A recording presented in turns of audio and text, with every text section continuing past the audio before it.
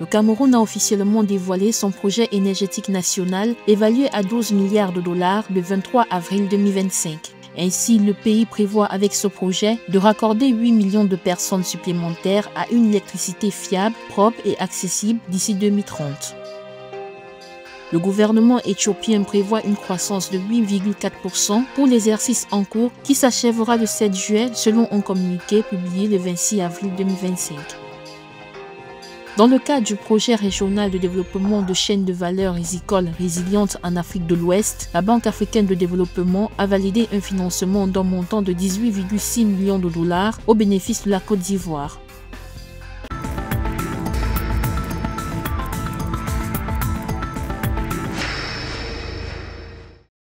Le 23 avril 2025, le Cameroun a annoncé officiellement son plan énergétique national chiffré à 12 milliards de dollars. Le pays envisage de fournir avec ce projet une électricité fiable, propre et durable à 8 millions de personnes supplémentaires d'ici 2030, tout en visant à se positionner comme un exportateur net d'énergie sur le continent. Je pense que le problème est d'abord la qualité de la disponibilité de l'énergie électrique et de sa stabilité. Parce que ceux qui sont connectés aujourd'hui n'ont déjà pas accès à une énergie stable et de bonne qualité. La démarche camerounaise met l'accent sur la réhabilitation des infrastructures énergétiques à des coûts rationnels, le renforcement de l'intégration régionale grâce aux interconnexions internationales et à l'expansion des énergies vertes et des méthodes de cuisson écologiques. Ce plan s'inscrit dans le cadre plus large de l'initiative Mission 300, copilotée par la Banque mondiale et la Banque africaine de développement. Le projet Mission 300, conçu pour fournir l'électricité à 300 millions d'Africains, exhorte chaque État membre volontaire à élaborer un accord énergétique qui reflète ses circonstances spécifiques, tout en respectant les principes de durabilité, d'inclusion et d'efficacité. Pourquoi devons-nous commencer à spéculer sur l'accès de 8 millions de Camerounais à l'énergie, alors que ceux qui sont connectés aujourd'hui n'ont déjà pas l'énergie? Je pense qu'il faudrait être réaliste et aller par étapes. Le besoin en électricité pour ce pays d'Afrique centrale représente un enjeu crucial pour le progrès selon la BAD. L'institution financière africaine souligne que malgré les subventions gouvernementales et un important potentiel hydroélectrique, seuls 73% de la population ont accès à l'électricité et le coût pour les consommateurs reste élevé.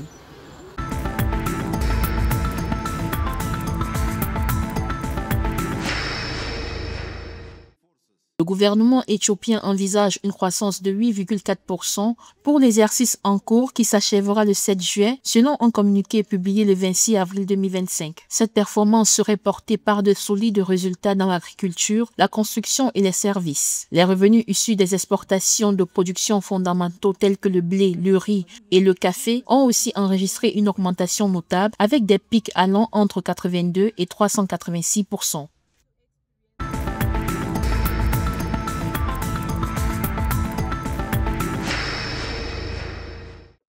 Dans le cadre du projet régional de développement de chaînes de valeur rizicoles résilientes en Afrique de l'Ouest, la Banque africaine de développement a validé un financement clé d'un montant de 18,6 millions de dollars au bénéfice de la Côte d'Ivoire. Le projet, qui s'étend sur 3 ans dans les régions du centre du pays, a pour but d'établir des systèmes de culture de riz durables et résistants aux variations climatiques. Il vise également à renforcer les capacités de transformation et de commercialisation du riz et à promouvoir des réformes réglementaires pour rendre la filière plus compétitive face aux importations.